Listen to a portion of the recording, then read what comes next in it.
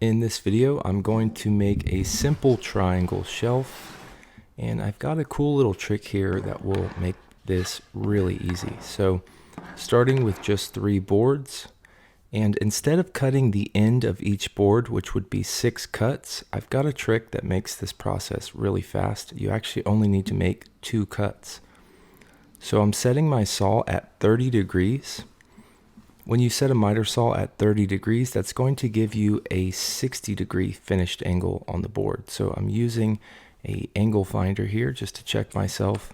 And then now I've got all 3 boards stacked on my miter saw, clamping them together so they don't move. And I'm going to make a cut on one end all the way through all 3 boards. So now I'm going to flip the boards around and make sure that those angled ends are perfectly aligned. I'll clamp them together so that it doesn't move, and then make another cut on the other end. So now I should have perfectly aligned angles on each end. And then now if you take these boards, you can make a triangle. So the longest board is at the bottom there, the middle size board to the left, and the smallest board is going in between those 2 boards. And now we have a triangle. So what I'm going to do is use a little bit of wood glue on each joint, and I'll hold that in place temporarily with some painter's tape.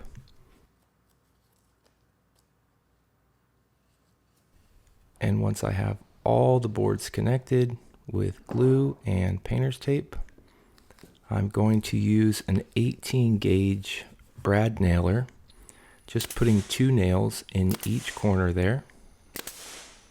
And once that glue dries, it will be plenty strong. This is just going to be a little shelf in my daughter's room. So now I'm taking the painter's tape off, and I'm going to apply a little bit of finish on here just to make it look better.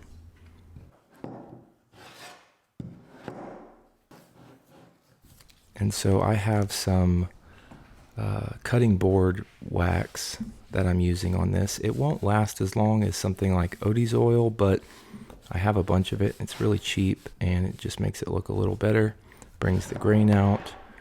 And so once I've got it all finished up, that's what it looks like. So that is the triangle shelf. Thank you for watching this video, and I'll see you in the next one.